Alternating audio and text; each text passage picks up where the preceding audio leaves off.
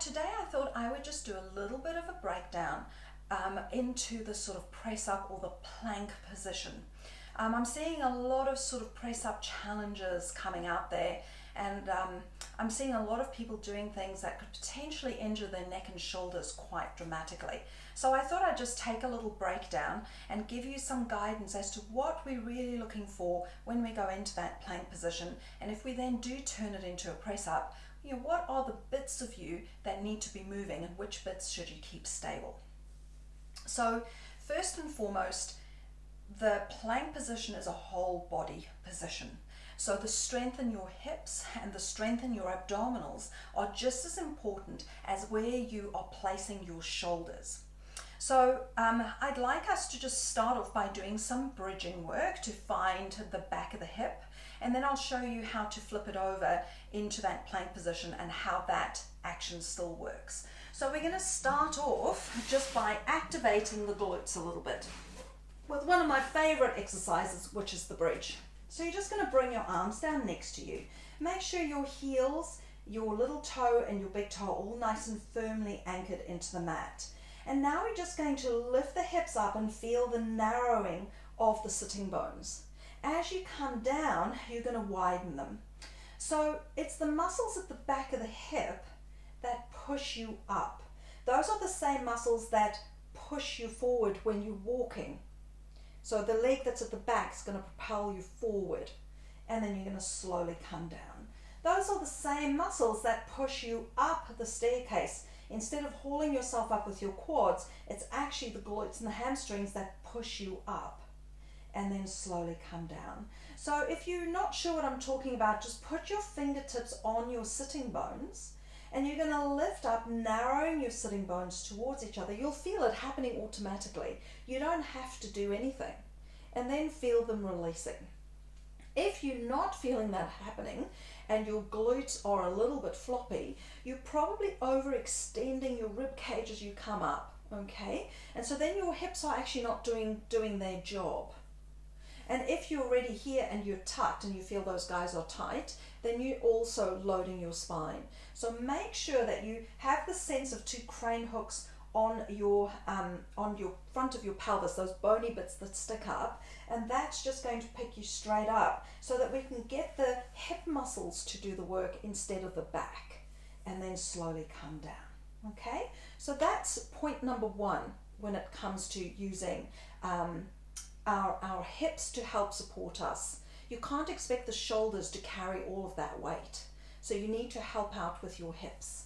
So the next thing is your sort of abdominal region. Now I would suggest that you probably would want to have a little pillow. So I love these little buckwheat pillows, but it can be any pillow or even just a couple of towels that you've stacked up. Because the sort of the curve in the back of your head is not quite as big as the curve in your rib cage. So when you're lying directly down on the floor, you're going to automatically flare your ribs. And that can be one of the reasons why you're very uncomfortable in that press up position, because actually the front of the abdominal wall is not helping you to hold your rib cage in the right place. And a lot of times that comes from this desire we have to stand up straight and pull our shoulders back. In fact, we're not really pulling our shoulders back. What we're really doing is pushing our rib cage forward. Okay, so I want you to be aware that you want to have your rib cage and your two hip bones or your two pelvic bones here in the front actually on the same plane. So if you put the heel of your hand on your rib cage and your fingertips on your two hip bones that stick up, or your two pelvic bones, the ASIS, you should not feel that those ribs are lifted much higher than the hips. So if that's the case, I want you to see if you can give your ribs permission to rest. So you're trying to get the back of the rib cage to rest on the ground and to allow those ribs to soften. So it's a little bit of a tricky situation here because we often will want to do the movement. And so what you'll end up doing is kind of contracting, okay, or forcing things down, and then you feel really uncomfortable and you can't breathe. So it's really more a case of thinking about what you can let go of rather than what you need to do here. Okay, so it is quite a difficult thing to wrap your head around, and I understand that. I've struggled with this for a long time because I've always had this desire to do instead of to just be aware of what my body is doing. And it makes such a big difference between being comfortable in your body and being uncomfortable.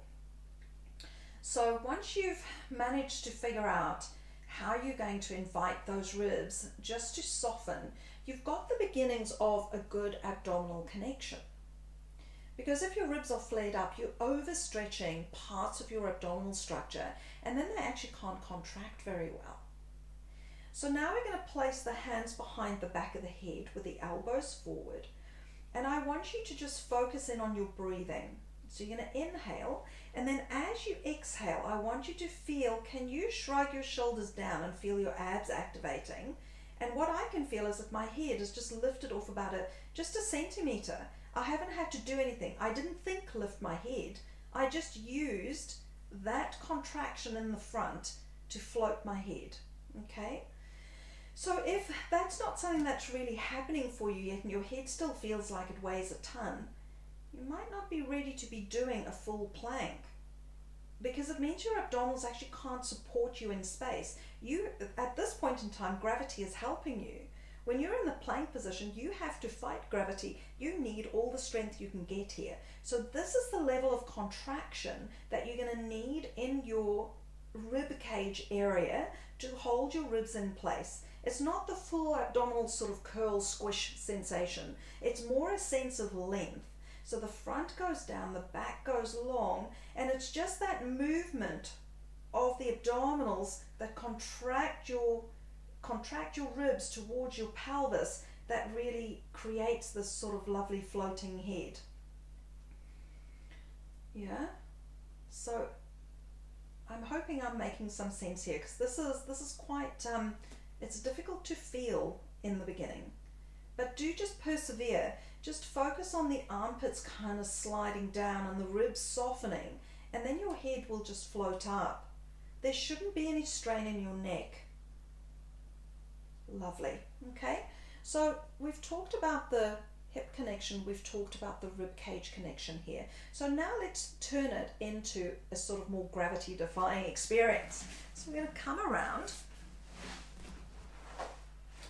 and now we're going to go into our sort of 4-point kneel position again. So I want you to think that your hands are going to be slightly in front of your shoulders, so we don't jam the arm bone up into the shoulder joint and tense up your neck. Tuck your toes under, because that's going to help get a little bit of activity through the back of the leg here. If you put your toes down, you'll immediately notice you get a bit soggy around the lower abdominals and soggy around your butt. So just tuck the toes and push the heels back, and then just push the floor away. So imagine you lifting yourself up. So this is exactly where that abdominal connection comes in. So you want to have a long line through the crown of the head and through the sitting bones at the back. Now, if you don't know how to find that position, or if you're slightly tucked, what I'd suggest is that you just put a little ball on your back, okay? I'll just get one. I didn't think to bring one with me. Okay, so you're just going to use a little ball. It can be a tennis ball, it can be a ball about this size, doesn't really matter. You just want to put that on your back, tucking the toes under and pushing away. So if your tail is tucked, that ball would have already rolled away, okay? And you're going to push up through the hands so that you can feel the whole front body lifting towards the back body. Now we're just going to check on those shoulders, because what I see most commonly is that people let the shoulder blades slide towards each other, and that really tightens up your neck. So what I want you to do is lift your breastbone up between your shoulder blades, and imagine that you can pull the mat wider so that you can feel your shoulders going down and open. Just find that slump again. And then we're going to pull wide and lift the ribs up. And again, find the slump. And now find the support position. Find the slump. And find the support.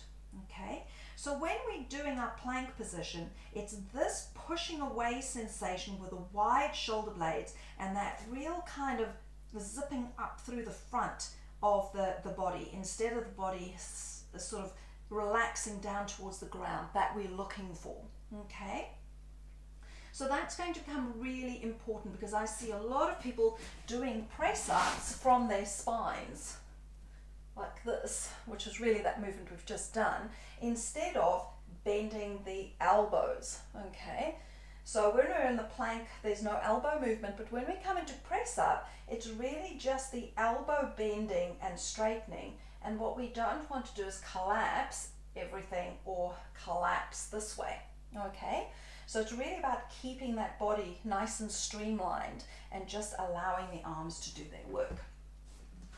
So now we're just going to get ourselves into a variation or just a stage process, because taking both legs straight out is usually a little bit of a recipe for disaster. So what I'd suggest here is from where you are in your 4-point kneel is just take a hand length further forward. Okay, and now you're going to think about narrowing the sitting bones and just bringing yourself over your arms. Okay, so now you're like a ski slope. So I don't want you to be collapsing here. Push the floor away, pull the mat wide, and then use the bottom of the glute. So think of just drawing your sitting bones together and push the floor away. See how that feels. And then just sit back and have a rest. Leave your hands where they are. Slide your armpits down away from your ears, lifting yourself up, and then from here, just bring yourself back again. So lifting yourself forward, up and over your hands, you're going to now extend one leg out and come back in. So feel the glute area really contracting more as you extend that leg out and sit back. So you do a few of those, and when you feel confident, you next extend one leg and then the other. And just really push your heels back and lift away from the floor. So there is your plank position. Keeping your shoulders wide, your abdominals lifted, your glutes engaged, and push your tongue into the roof of your mouth. And then slowly come back down and relax. Good. So if you're going to go into a kind of a press-up movement now, let's come into the 4-point kneel. And what I want you to do is keep your shoulders wide and just see if you can only bend your elbows. Don't let your body collapse to the floor. So have somebody spot you to make sure your shoulder blades don't slide about on your back. They keep pulling wide as you bend your elbows. So I wouldn't progress from there until I could do that movement in the 4-point kneel.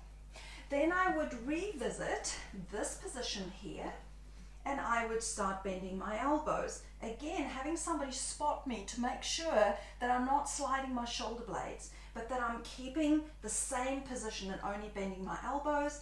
And then I would go up into the plank and do the same thing. Okay?